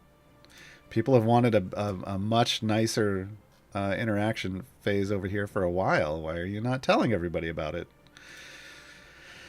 All right. Oh, we died over here because Tomb Tappers suck. Did we ever get an update on what area currency they were referring to? I don't see one. All right. Well, I can't answer that question. Not really. So when you do get patrons, you earn patron currency and area currency. So let me answer what I can here. You only earn patron currency doing free plays with that patron active, or variants. Right? There's different amounts of you get patron currency just by completing a variant, but if you do free plays, for every area you complete in a free play, you get 2 patron currency.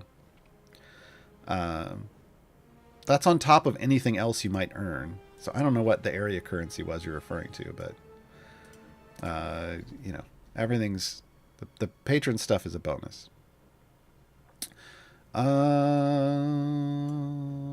Nibelius, there will be another Dark Order members. I think that's trying to be a question. I don't know. I don't know. They don't announce if we're getting okay, so we have a certain number of rivals of Waterdeep, and they have stated that more rivals will be coming. We have a certain number of the Black Dice Society. They've stated more Black Dice Society company. But Dark Order was only ever really Joe's characters, So Archon originally, but it wasn't listed as Dark Order when he first showed up. It was listed as part of Force Grey. He arrived originally as part of Force Grey. And then but then they added Krull and Torragar. But as far as I know, that's it. I don't know of and because here's the thing, these are his characters that he created. They show up, Torragar and Krull show up in I believe the Baldur's Gate Descent into Avernus campaign book. But I don't know that there's any others that show up out of that. Anything else would be people's personal characters from his home campaign, and that's not usually what makes it into this game. Usually it's characters from streams, or books. So I would say, I don't know. If they ever announce it, yay, but if not, I don't know. That Frosty Greengrass code is too long. It's not, actually. So let me go back here to the shop. I'll unlock a locked chest. There's a little button down here at the bottom left that lets you change the cryptex from 12 to 16 characters. If you copy and paste it into a cryptex, even if it's short, it will extend it automatically. Like, see if I just copy paste, it automatically goes to 16. It automatically goes to 16. Smuggle Bureau, buying patron perks has no warning, like there is with buying blessings. Is there still a rule of thumb to not spend greater than 10% of your influence? No, not at all. No, if you can afford a perk, you buy the perk. You spend it. Because influence has no other function. So like with favor has a secondary function. It doesn't just buy blessings. It also increases your gold find when you're doing adventures in that campaign. But here it's just for buying this. Now there is a notice over here that you need a certain amount of influence to buy certain items from the shop, but this is a high water mark. If you'll note, it says I have 1.12 EO9 influence, but over here I only have EO8 because I spent a bunch, right? So it is just measuring your total that you've ever earned over here. You don't have to worry over here. Just go ahead and spend it. And also when you reset this, I'm not going to do it because I hate having to buy them all again. But when you reset perks, you don't lose any influence because influence there's only a fixed amount of it in the game. It's not like favor where you can just go earn more. There's only a certain amount of influence in the game. And it's based off the number of variants that exist. So yeah. Nope. Go ahead. If you can buy perks, you want to buy perks. Let's see what we got over here in chat. I think I'm all caught up with my list. Question: I'm totally stumped on 2 runs. A lesson in classes, yeah, and birds of a feather. I don't remember that one. I don't remember that one. I'm gonna have to look that up. I was 362 out of 364 on achievements. That's okay. Achievement bonuses aren't. The achievement bonus is not that big. I'm just going to throw that out there. It's a nice addition, but just because you have a lot of achievement bonuses doesn't mean you're going to do so. Birds of a feather. That's an achievement, isn't it?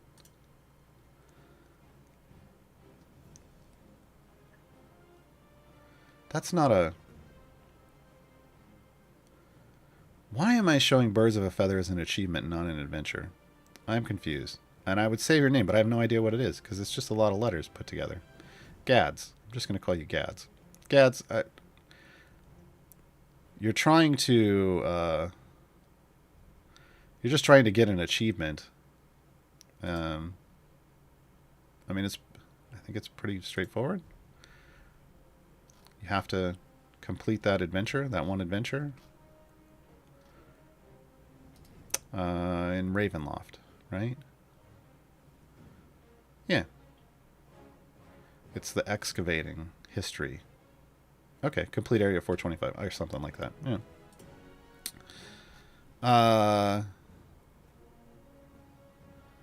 Can you post links to vids where you may have covered those 2 rounds? No, not really. I don't. Yeah. Yeah, not really. I don't record like every video or every variant I ever do. I tend to only put challenging ones. And here's the thing. whatever the Barovian one is, I mean, you just need more power in your count to get through. There's nothing super outrageous. I mean, there are some interesting challenges in Barovia, but that one doesn't. Excavating History doesn't come to mind as a horrible one. So I don't think I would have that posted anywhere. And a lesson in classes is wow. So a lesson in classes is an adventure variant to unlock Xeraphon, the Evergreen Xeraphon. It is meant to be a challenge that you have to figure out. Formation Save does this a lot. They does this a whole lot. They're asked to do a lesson in classes for people a lot. But ultimately, a lesson in classes comes down to understanding formation building and understanding what your classes are and putting the strongest available of your classes into the formation. I mean, it really comes down to, can you build a formation or not with the champions you have available? You might be able to, you might not. You also need a lot of power, but achievements aren't your power. You want perks. You want to get lots of patron perks. You want to make sure you've got blessings, and if you're getting into the over 500, you'll have plenty of favor already. So you just need blessings. You need perks. You need a Modron core that's powerful, and you just need to build a solid formation with your champions. Do your champions that you're able to use there, because you can only use one of each class there. So you have to find the unique classes that you can fit into the formation in a way that's going to give you enough power to push. That's the challenge. I could point you at my video to that. There's a Gaarawarr's Guide to Xeraphon. I don't know that I unlocked Xeraphon on that stream, but I might have done it around there. But the point is what I'm trying to make is it's not how I did it won't necessarily be how you did it or how you can do it. Everyone's situation is going to be a little bit different because people are going to have champions with different gear. People might not have the same champions as everybody else. But your gear could be different. Your item levels could be different. So there is no cookie cutter, here's a formation you can use to beat a lesson in classes that everyone can use. It is really one of those variants where you have to break out your knowledge of the game, and you have to put your champions together in a way that works. And there's no way for me to demonstrate that to you. You can go watch Formation Save. Formation Save is a show on this channel where you can submit your you can start a lesson of classes, and you can submit your game to them. And they will copy your account where it is, and they will try to put together things to see if they can give you a formation that would push further and beat it. But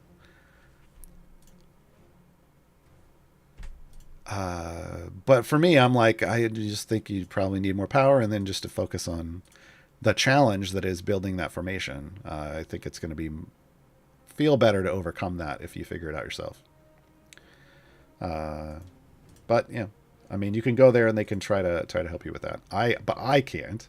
Even if I had a video to point you to, it wouldn't really help you, because it may not be, because you trying to use my formation wouldn't necessarily work for you. Elder Direwolf, how much time should you spend in an event if you can't complete all the variants? All the time.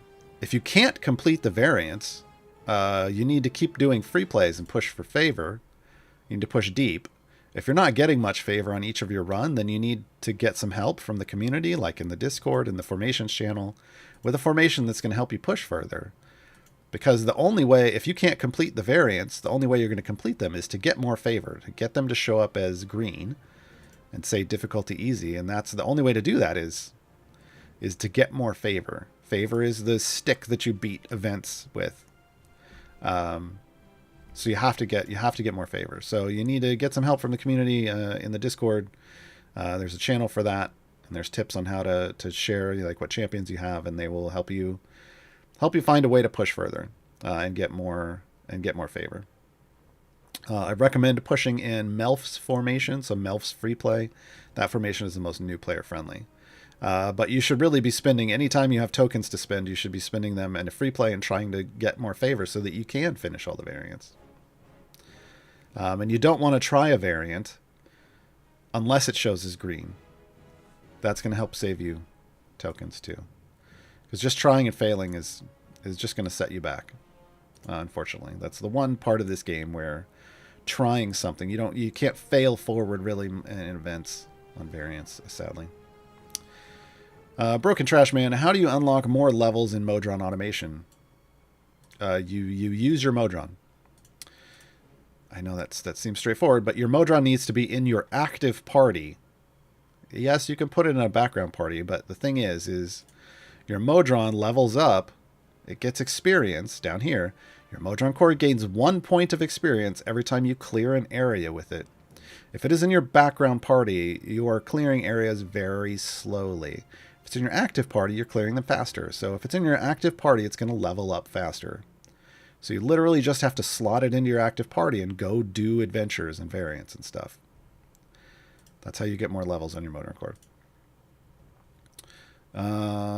Foolish Genius, does Gazrick adding to the total number of rivals push Dahani into the reasonable DPS champ club? I don't know. Go find out. He's brand new. I think Dahani needs to have lots of stacks. Lots of stacks. I mean, ultimately, it's situational. It's going to be situational. I'm just going to call it because the other rivals are somewhat situational, I feel like. Hold on. Celise, Shaka, Dahani, Gazrick. I mean, if Shaka's puzzle worked out right, but you need to have all of your stacks. So your damage is increased by 100%, and it stacks multiplicatively. Let's see what... Well, let's beat this, and then we'll get everybody in, and we'll look at the number. I mean, it's going to be a nice bonus, but is it going to be enough of a nice bonus? Hard to say. Hard to say.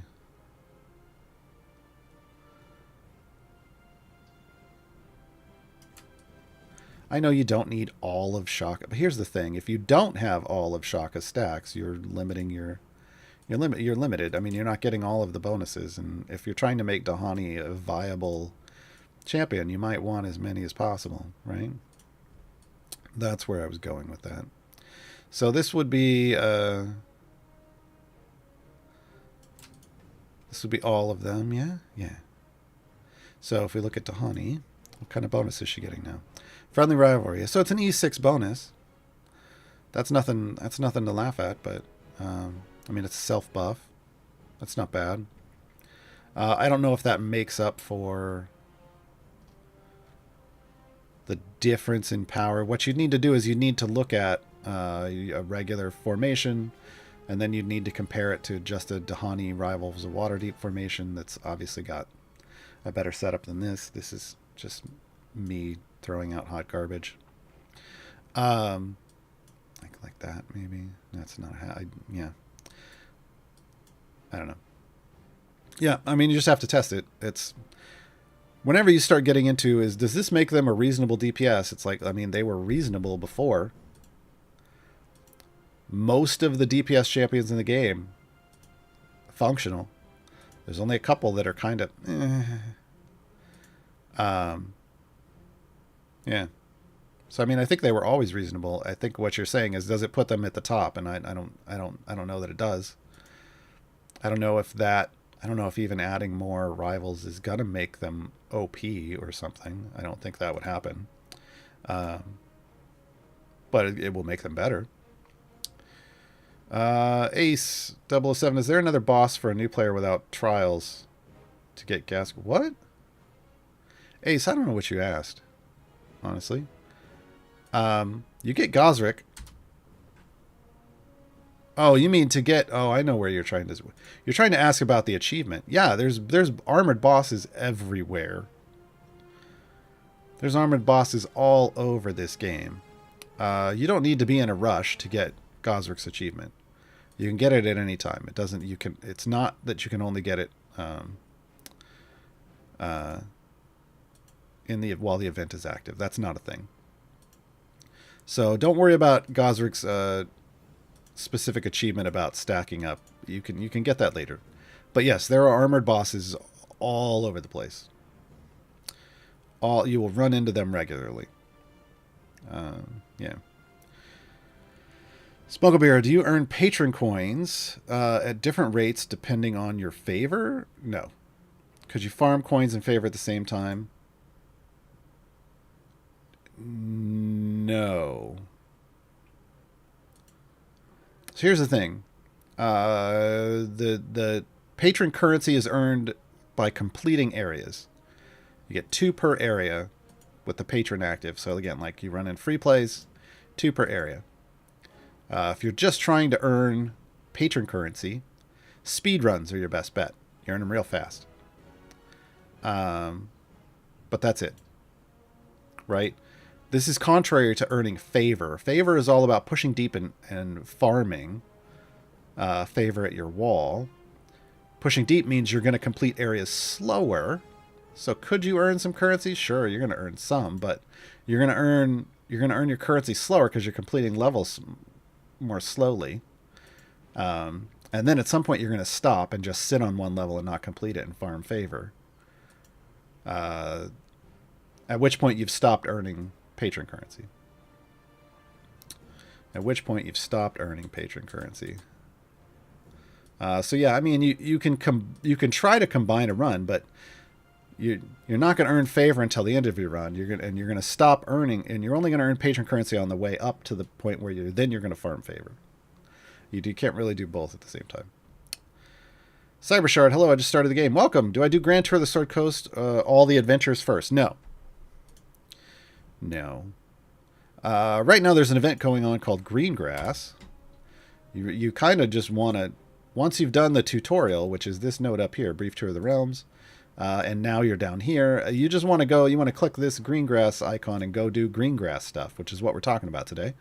So you can watch this VOD up. It'll be live on Twitch right after this.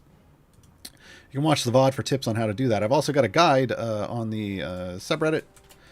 There's a list to all of my guides, but you can find the Greengrass guide on the subreddit, which will give you some information on completing events. But really, you just, while the event is active, you want to work on the event. You want to work on the event. When the event is over, you can go back to regular campaign stuff, or when you run out of tokens, you can go back to regular campaign stuff. But even then, you don't just want to do Sword Coast all the way through. Sword Coast, it is kind of meant... It's meant for you to do some Sword Coast stuff and then to leave and go do some other stuff and then maybe come back and then leave and then come back and then leave and then come back. That's kind of how it was, how its difficulty is stacked. If you want tips on that, I have a guide in that list called a New Player Reference, which will kind of walk you through the being a new player and the kind of early into mid game and give you milestones and tell you kind of where to head along your journey. I would recommend that. But yeah, you don't just want to try to do the Sword Coast first and try to complete it. That will get really frustrating really quickly. Really frustrating really quickly. I saw a question, how do you look at achievements in game? You hit the A key to get to the achievements tab, or it's under this info. There's drop downs for achievements, collections, and journal. But you bring the A key and you can see your total over here. Mine's going to be different than yours, folks, because I started playing this game a long, long time ago in a galaxy far, far away. And there are things called legacy achievements that people can't get anymore. There's technically 8 of those. I only have 7, so technically if I'd gotten the 8th, my total would say 601. I also have another achievement that is super rare, and I'm super happy I have it. I have the Community Champion achievement for showcasing outstanding community leadership. So this doesn't give a bonus, though. But yeah, so my totals are going to be different than your totals. I'm missing 8. Right now I've got 2 from Tiamat I haven't done. I've got 3 from the Forge I haven't done. Probably 4 from the Forge. 5. There's a couple that are buried behind some of these, and I haven't just bothered. And then I haven't done meet the Blueshies yet. I gotta use Blueshie more. I gotta use Blueshie more. Belushi's new, though, so haven't got to spend a lot of time with Belushi yet. The glitch. What is a character from a book you'd like to see as an evergreen champion? Ooh, that's specific saying evergreen, but sure, I'll roll with it. I mean, by book, I'm kind of going to make an assumption that you mean like a novel and not a campaign book. I am on the record as saying I want more dwarves in the game. So, I want to see, oh man, now that I'm on camera trying to think of this, I've just suddenly lost. Let me see if I can find my list. Here we go. My full dwarf formation list. I want to see Ivan and Pikkel, the Boulder Shoulder brothers. They would be great. They were from books.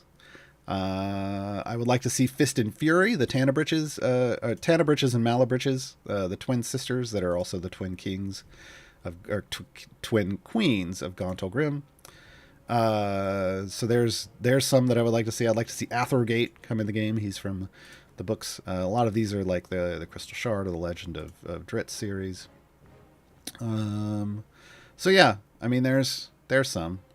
I would like to see Ivan and Pikkel and Fist and Fury in like Beetle and Grim, so like tag in and out. I don't think I listed them that way originally, but I mean you could make Ivan and Pikkel separate, but I like the tag team champions, and I think we could use more tag team champions. So I will go with dwarves. When you ask what I want in the game from books, I will say more dwarves.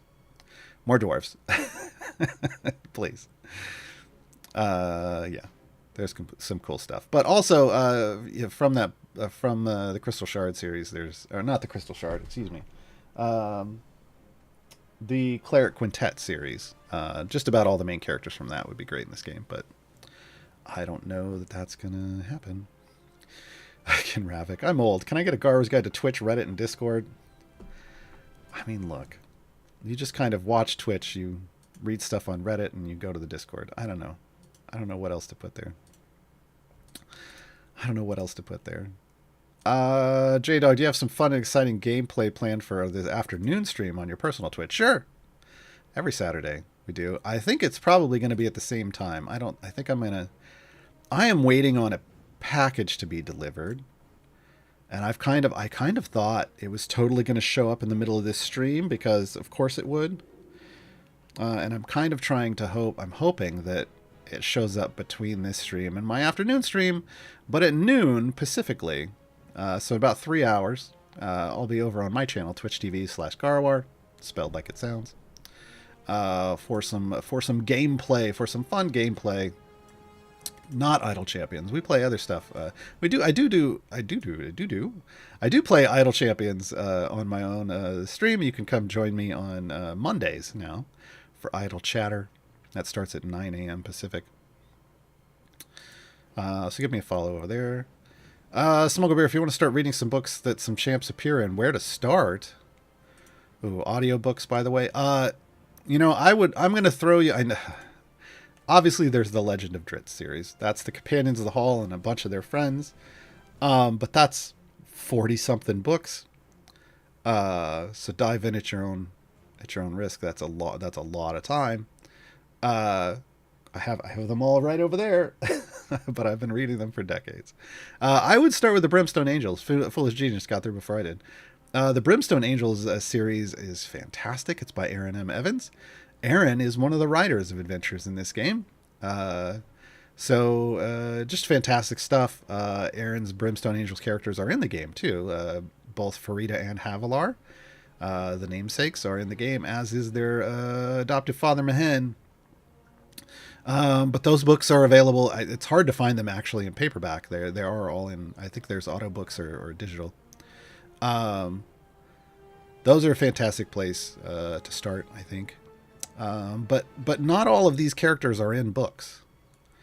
A lot of these characters that are in the game are from streams. And so that's, going back and finding those streams and listening to those. I mean, you can listen to those. Some of them are done via podcast, but a lot of them are just on Twitch or on YouTube, but you can listen to that. Yeah. J-Dog, no, I didn't. But those are questions for a different channel. I'm waiting for a package to be delivered as the story of the 2020s. Yeah, it is. This one's an important one, and I'm real anxious. But yeah, that's I would start with the Brimstone Angels.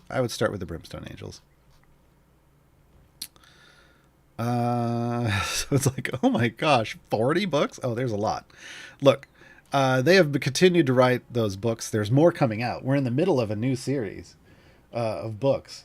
Starlight Enclave is the most recent one, and it's fantastic. But the Timeless, Boundless, Relentless ones, which are recent, really change a lot of... They introduce a lot of changes to Lolth, the Spider Queen, and the Drow culture of Menzoberranzan. As there's some... I'm not going to get spoilers, but there's some realizations that happen that are gonna be that are earth-shattering realizations. And then Starlight Enclave kind of continues that. I'm real excited to read more of those. So yeah. You don't like the recent changes? I thought it was fantastic. Everybody's going to have their own opinion, but I thought it was fantastic. I'm looking forward to more. So we'll have to wait until more of those come out. There's also books on Elminster. Elminster talks about a lot of different things. Elminster isn't in the game. Well, he's in the game as an NPC. He's not in the game as a character or a patron. But Mert, his friend Mert, is one of our patrons and appears in some of the Elminster books. I enjoy those. As well. I don't know if we have any other characters whose stories are in books, though. The problem is they try to add characters to the game that are kind of currently written about, and the thing is they're, or at least semi-currently written about. Thing is they haven't really been doing lots of D&D novels anymore. In fact, I think the Dritz stuff is the only thing that's coming out currently. Hopefully they change that again, because I would love to see more characters come in. Havilar, I didn't forget Havilar's books. I said Brimstone Angels. We talked about that, but the Brimstone Angels weren't recent. That was a little while back. All right, folks, that's going to be it. We're going to go out on... see, somebody threw me a Dragonbait. Yes, Dragonbait originally showed up in a book, but the Dragonbait that is in the game is from the Tomb of Annihilation campaign book. It wasn't a direct reference to the older books referencing Dragonbait. So we're going to head out. Lords of the Ice. Enjoy the song. Sorry, Melf. I forgot you had a song. There's a lot of Bardic Inspiration songs.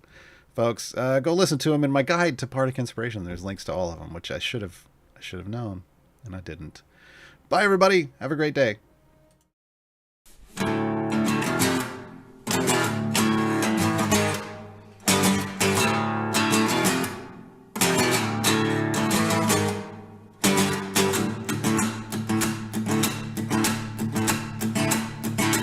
Through the bitter cold, hear our stories told. Stomping through the snow everywhere we go. Rivers of the storm, we will not conform. The winds they call us forth in the frozen north. Hear our horns begin to blow, descending through the snow. As we leave nothing left but bones for crows. Heralds of the squall, watch your heroes fall. Our power, one and all. We're the lords of the ice, never to be crossed. Children of thrill, fate of the lost giants abroad.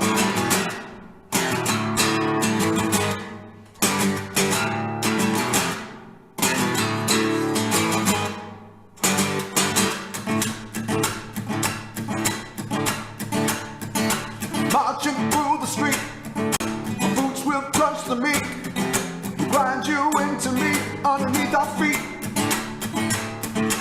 shivering awake as the ground begins to shake.